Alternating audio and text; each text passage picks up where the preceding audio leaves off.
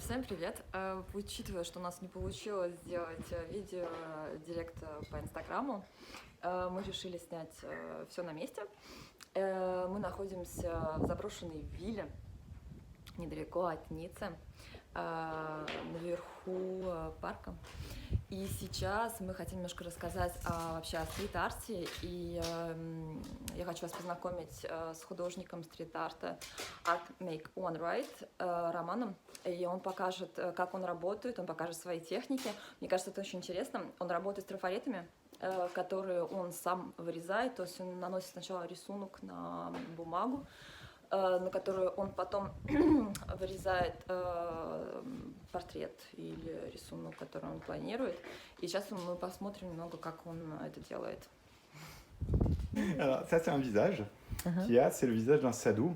En fait, on n'arrive pas à voir ce que c'est là sur le portrait parce que les couleurs sont inversées. C'est-à-dire, je suis parti en fait pour mettre du blanc sur du noir.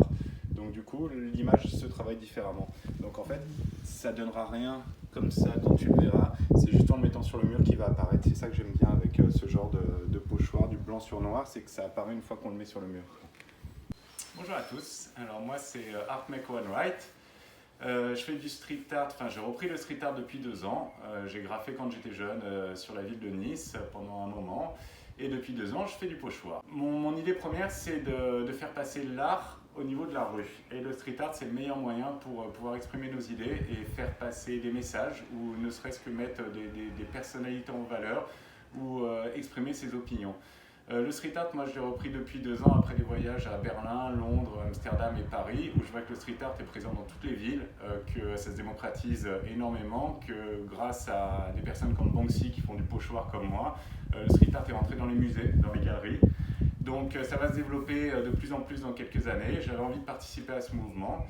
Et à travers des endroits comme cet endroit que vous pouvez voir, qui est une maison abandonnée, voilà, j'aime bien venir m'exprimer de temps en temps pour faire passer des idées ou de mettre en avant des personnes. Alors, moi je travaille avec des pochoirs. En fait, tout le gros du travail s'effectue à la maison. Donc le pochoir, c'est des découpes. Donc on découpe dans du carton pour ensuite passer de la peinture, le coller sur le mur avec du scotch et ensuite passer de la bombe de peinture dessus.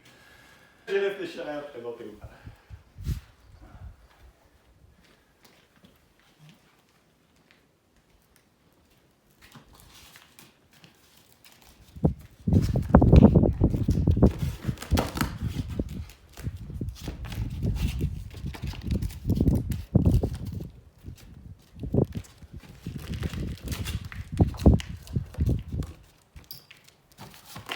И как видите, здесь такие очень много тонких деталей, которые Роман очень долго вырезал вручную.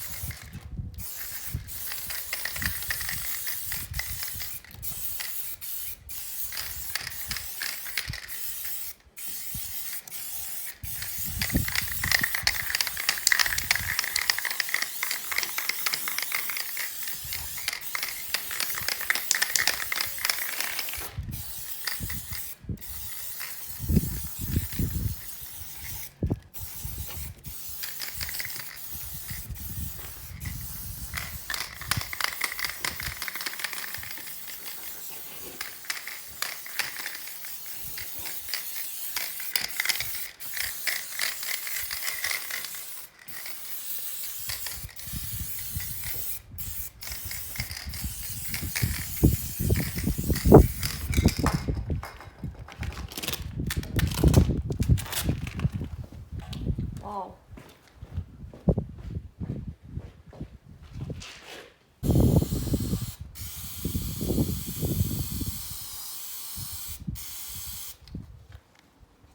Donc derrière moi, c'est Simone Veil, c'est une personne que j'aime beaucoup, qui est très importante pour les femmes, qui a milité pour le droit à l'avortement, qui a survécu au camp de concentration.